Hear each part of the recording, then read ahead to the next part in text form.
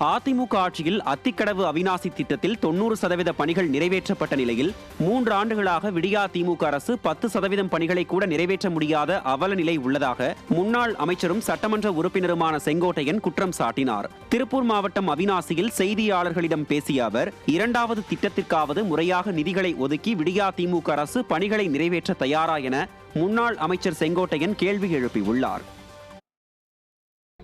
அனைத்து இந்திய அண்ணா திராவிட முன்னேற்ற கழகத்தின் சார்பாக மாண்புமிகு இதய தெய்வம் புரட்சித் தலைவர் எம்ஜிஆர், மாண்பு இதய தெய்வம் புரட்சித் தலைவர் அம்மா அவர்கள், அவர் வழியில் மாண்புமிகு எடப்பாடியார் அவர்கள் அத்திக்கடவு அவிநாசி திட்டத்தை 60 ஆண்டு கால கனவுகளை நிறைவேற்றுகின்ற வகையில் முழுமையான நிதியை, ஆய்வுப் பணிகளை அம்மா அவர்கள்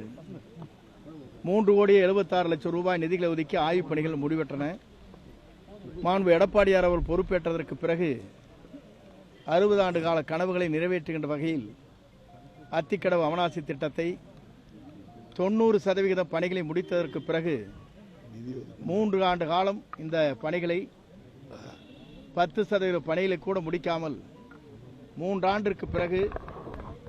இந்த திட்டத்தை அவர்கள் கொண்டு வந்ததாக இன்று தப்பட்டம் அடித்துக் கொண்டிருக்கிற திராவிட முன்னேற்ற கழகம் 2வது கட்ட திட்டத்தை அவர் காலத்திலே வரைபடங்கள் உருவாக்கப்பட்டு நிதிகள் ஒதுக்கிய நேரத்தில் ஆட்சி மாறியதன் காரணமாக அதற்கு நிதிகளை ஒதுக்கி 2வது கட்ட திட்டங்களை நிறைவேற்றுவதற்கு திராவிட முன்னேற்ற கழகம் தயாரா என்பதை